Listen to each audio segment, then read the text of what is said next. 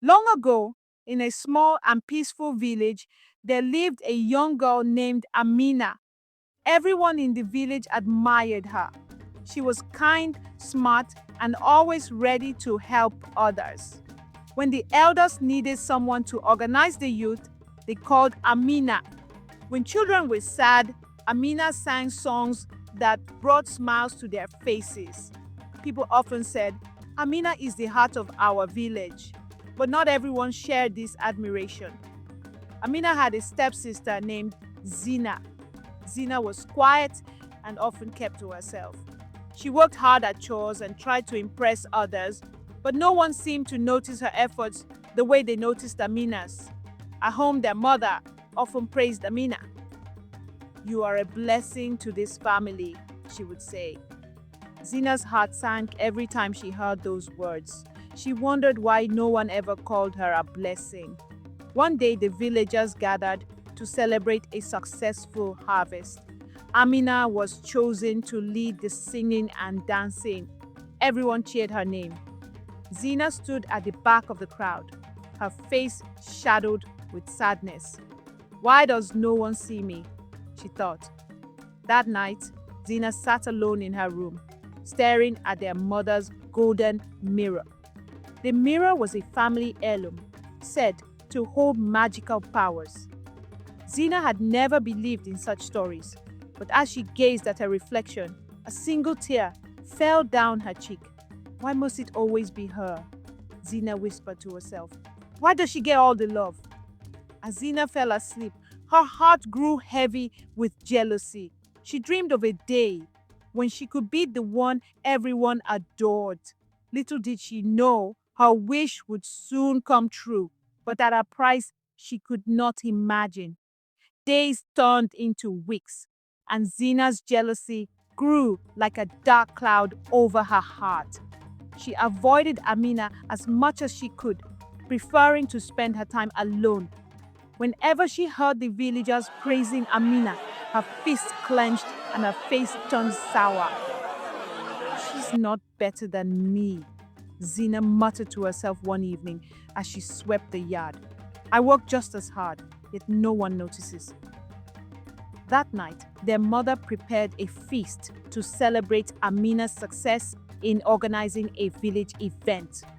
Zena sat at the edge of the table, silently chewing her food while everyone spoke about how wonderful Amina was. "You are truly a gift to this family," their mother said with pride, placing her hand on Amina's shoulder. Zena couldn't take it anymore. She pushed her plate aside and left the table. Her mother and the others watched her go, but no one followed. Zena walked into the cool night, her mind racing. She found herself heading toward the forest, a place she often visited when she needed to be alone. Under the tall trees, she let her tears fall freely. "Why doesn't anyone see me?" she cried out loud. Her voice echoed in the stillness of the night. Suddenly, a cold wind swept through the forest, and the sound of dry leaves crackling underfoot startled her. She turned around and saw an old woman leaning on a crooked stick. The woman's eyes glimmered in the moonlight. "Why are you crying, child?" the woman asked, her voice low and raspy. Zena hesitated, but eventually poured out her feelings. She spoke of Amina, the village's constant praise, and how invisible she felt. The old woman listened quietly, then smiled. "Perhaps I can help you," she said. "Would you like the village to see you instead of your sister?" Zena's heart skipped a beat. "You can do that?" The woman nodded slowly. "But there is a price. Are you willing to pay it?" Without thinking, Zena said, "Yes." The woman's smile grew wider. "Then listen carefully," she said, leaning closer. The old woman's smile stretched unnaturally wide as she leaned on her crooked stick. Her presence made the air around Zena feel heavy, but Zena was too desperate to care. "If you truly want to be noticed," the woman said, her voice barely above a whisper, "you must agree to my terms." Zena swallowed hard. "What do you want from me?" The woman raised a bony finger. I will make you the star of the village. Everyone will adore you. But in return, your sister, Amina, must fade into the background. No one will notice her anymore. She will be invisible. Zena hesitated for a moment. The thought of Amina disappearing from the spotlight was tempting. She pictured herself leading the village celebrations, receiving all the praise and admiration that had always been reserved for Amina. What do I need to do? Zena asked, her voice trembling with a mix of fear and eagerness. The old woman reached into a tattered cloak and pulled out a small vial of dark liquid. This potion will ensure that your sister is forgotten. But there is one condition. You must keep her away from your mother's golden mirror. If Amina looks into it, the spell will be broken. Zena nodded quickly, her mind already racing with plans. She didn't stop to think about the consequences. Good, the woman said, handing her the vial. Pour this into her food tonight, and by morning, she will be invisible to everyone. Zena took the vial and clutched it tightly. Will she be hurt? The woman chuckled darkly. Not hurt, just forgotten. Isn't that what you want? Zena nodded again, more firmly this time. Yes, it's what I want. The woman's laughter echoed through the forest as she disappeared into the shadows, leaving Zena alone. Zena walked back to the village, the vial burning in her hand like a forbidden secret. As she approached the house, she saw Amina sitting by the fire, humming a tune that seemed to light up the entire room. For a moment, Zena felt a pang of guilt. But then she reminded herself of all the times she had been overlooked, all the times she had been ignored. This is my chance, she whispered to herself. It's my turn to shine. With a deep breath, Zena stepped inside, ready to set her plan in motion. That evening, the family gathered for dinner as usual. Amina hummed a cheerful tune as she helped their mother serve the meal. Zena sat at the table, her mind racing as she clutched the small vial hidden in her pocket. This is my chance, Zena thought. No more being ignored. When no one was looking, she quickly poured the dark liquid into Amina's bowl of soup. The potion dissolved instantly, leaving no trace behind. Zena's hands trembled, but she forced herself to remain calm. Zena, are you all right? Amina asked, her kind eyes full of concern. Yes, Zena said quickly. I'm fine. As the family ate, Zena couldn't help but watch Amina closely. Would the potion work? Would anything change? Amina seemed fine, laughing and chatting as usual. Zena's heart sank. Maybe the old woman lied to me, she thought bitterly. But the next morning, everything changed. When Amina entered the kitchen to greet their mother, there was no response. She spoke again, louder this time, but her mother didn't even glance her way. Mother, can't you hear me? Amina asked, confused. Zena stood in the corner, watching silently.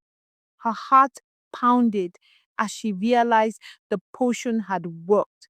Amina moved closer, waving her hand in front of their mother's face, but there was no reaction. When their mother finally turned to Zena, she smiled warmly. Good morning, Zena. Did you sleep well? Zena hesitated, then nodded. Yes, mother. Thank you. Amina's confusion turned to panic. She called out to her mother again, but still, there was no response. When their mother left the room, Amina turned to Zena. What's going on? Amina asked, her voice trembling. Why can't she hear me? Zena pretended to be confused. I don't know what you're talking about, Amina. Amina ran out of the house, calling out to the neighbors. She begged them to listen to her, but no one seemed to hear her voice. It was as if she didn't exist. Zena followed at a distance, her feelings swirling. She should have been happy, but watching Amina's distress left her with an uneasy feeling. Back at the house, Zina locked away the golden mirror in the chest under her bed. She can't find this, Zina muttered to herself. Not if I want to keep my new life. But deep in her heart, Zina felt the weight of what she had done. Amina wandered through the village, calling out to her neighbors, her friends, anyone who might hear her. She waved her arms and stood in their paths, but it was no use. No one looked her way. She ran to the village square, where she often led activities. Children were playing, elders were chatting, and traders were selling their goods. But when she spoke, it was as though she didn't exist. Please, can't anyone hear me? Amina pleaded, tears streaming down her face. No one responded. She sat on a bench near the square, her chest tight with fear and sadness. For the first time in her life, she felt completely alone. Back at home, Zina watched from the window. She saw Amina sitting in the square, her shoulders hunched and her head bowed. A pang of guilt pricked Zina's heart. She'll be fine, Zina whispered to herself, trying to push the guilt away. It's my turn now. The villagers began to notice Zina more. When she walked to the market, people greeted her warmly. At meetings, they asked for her opinions and listened closely. Zina should have been thrilled, but something felt off. At dinner that evening, their mother set the table for one. Where's Amina's plate? Zina asked, surprised. Amina? Who's Amina? Her mother replied, frowning in confusion. Zina froze. Her heart sank as she realized the potion had done more than make Amina invisible. It had erased her from people's memories. She's... No one, Zina said quickly, avoiding her mother's gaze. Meanwhile, Amina wandered to the edge of the village where the forest began. She sat beneath a large tree, clutching her knees to her chest. Why is this happening to me? She whispered. What did I do wrong? A rustling sound caught her attention. She looked up to see an old man standing nearby. His eyes were kind, and his face was weathered with age. Why are you crying, child? He asked gently. Amina hesitated, unsure if he could truly see her. But when his gaze remained on her, she felt a glimmer of hope. You can see me? She asked, her voice trembling. The old man nodded. Of course I can. Amina's tears flowed freely as she told him everything, how the villagers ignored her, how her mother didn't recognize her, and how she felt invisible. The old man listened patiently, then said, This is no ordinary problem. There is a dark spell at work here. Amina's eyes widened. A spell? Can it be broken? The old man nodded slowly. There is a way, but it won't be easy. Are you willing to fight for the truth? Amina wiped her tears and stood up. Yes, I'll do whatever it takes. The old man smiled. Good. Then let us begin. The old man introduced himself simply as Baba. He carried a small wooden staff and wore a faded cloak. Though his appearance was humble, there was wisdom in his eyes that made Amina feel safe. You're under a powerful spell, child, Baba said as they walked deeper into the forest. But every spell has a weakness. To break this one, we must find the golden mirror. The golden mirror? Amina repeated, confused. Yes, Baba nodded. It's an enchanted object tied to your family. It has the power to reveal the truth and undo the darkness that hides you. Amina's mind raced. She remembered her mother's golden mirror, the one that had always hung on the wall in their home. But lately, she hadn't seen it. I think my stepsister, Zena, might have hidden it, Amina admitted. But why would she do this to me? Baba paused, leaning on his staff. Jealousy is a powerful thing. It can blind people and lead them to do things they might regret. Amina's heart ached. She had always tried to be kind to Zena, to share her joy and success. I didn't mean to hurt her, she whispered. Baba gave her a reassuring smile. Your kindness is your strength, Amina. It's what will help you through this. Their journey through the forest was long and tiring. Baba seemed to know the way, guiding Amina through dense trees and over streams. They stopped briefly to rest by a small brook, where Baba handed Amina a piece of bread. We're heading to the Cave of Echoes, he explained. It's said that the mirror can be summoned there. But beware, there are trials to face. Trials? Amina asked nervously. Baba nodded. The cave will test your heart. It will show you your deepest fears and your greatest regrets. If you can overcome them, you'll find the mirror. Amina swallowed hard. She wasn't sure she was ready to face such challenges, but she knew she had no choice. I'll do it, she said firmly. Baba patted her shoulder. That's the spirit, child. You're braver than you think. As night fell, they reached the mouth of the cave. It loomed before them, dark and ominous. Amina felt a shiver run down her spine, but Baba's presence gave her courage. The first step is the hardest, Baba said, gesturing toward the cave. Once you enter, there's no turning back.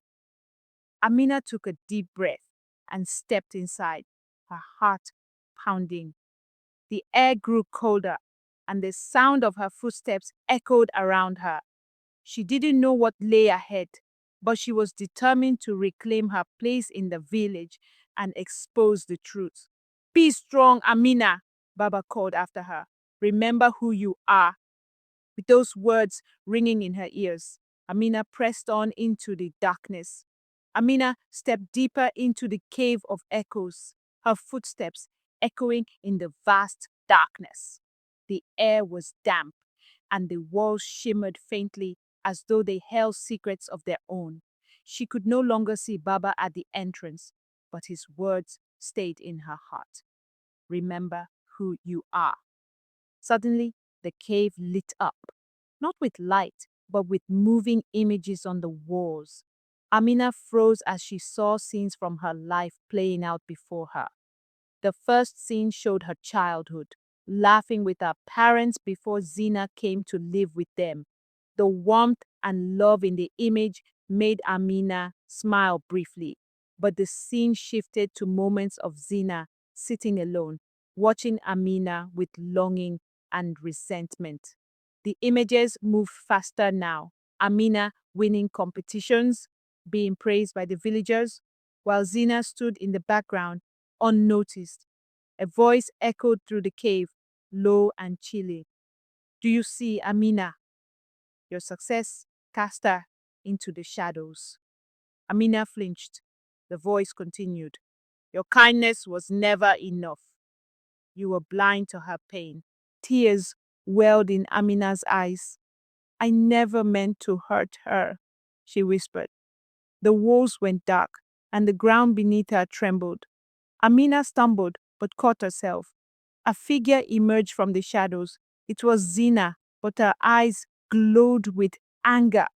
You always took everything, Zena's voice accused. The love, the attention, everything. Amina's heart ached. She wanted to defend herself, but knew deep down that Zena had felt ignored. I'm sorry, Zena, Amina said, her voice steady despite the fear. I never wanted to take anything from you. I just wanted us to be happy together. The glowing figure paused, the anger in its eyes softening for a moment before fading away into the shadows. The trembling stopped, and the cave grew silent. Amina took a deep breath, her heart still racing. She realized the cave was testing her guilt and her ability to face the truth. You've passed the first test, a soft voice said. Amina turned to see a faint light guiding her further into the cave. She wiped her tears and followed it, determined to face whatever came next. Amina followed the faint light deeper into the cave, her steps slow but steady. The silence was heavy, broken only by the occasional drip of water echoing off the walls. She didn't know what lay ahead, but her resolve was firm. As she turned a corner, she found herself in a small chamber. In the center was a shallow pool of water, its surface perfectly still and glowing faintly. The light seemed to come from the pool itself, casting eerie shadows on the walls. Amina approached cautiously and peered into the water. At first, she saw only a reflection, her face pale, her eyes wide with fear and determination. But then the reflection changed. The water rippled, and an image of the village appeared. The villagers were gathered in the square, talking and laughing. Amina tried to smile, but her heart sank when she noticed they were pointing at something or someone. In the image, Amina stood in the center of the square, but she looked different. Her clothes were torn, her hair was messy, and her eyes were filled with sadness. They're laughing at me, Amina whispered, horrified. The villagers' voices grew louder, mocking and cruel. She's nothing special, one said, just a girl who thought she was better than everyone else. No, Amina shouted, stepping back from the pool. That's not who I am. The water rippled again, and the image changed. Now it showed Zena standing where Amina had been, dressed in fine clothes and surrounded by admirers. The villagers clapped and cheered for her. Amina's chest tightened. Was this her deepest fear? That she would be forgotten and replaced? The voice from before returned, low and mocking. Do you see now, Amina? This is what happens when you lose everything. Can you bear to watch others take your place? Amina closed her eyes, trying to shut out the voice and the images. She took a deep breath, remembering Baba's words. Remember who you are. I am more than their laughter, Amina said firmly, her voice shaking but strong. I am more than their praise. I know my worth, even if no one else does. The mocking voice faded and the water grew still. When Amina opened her eyes, her true reflection stared back at her. She looked tired but determined, and for the first time in days, she felt a flicker of hope. As Amina turned to leave the chamber, a soft light appeared in the distance, guiding her to the next path. She straightened her shoulders and followed it, ready to face the next test. She had passed the trial of fear, but she knew the journey was far from over. To be continued. Watch out for the next part on my channel.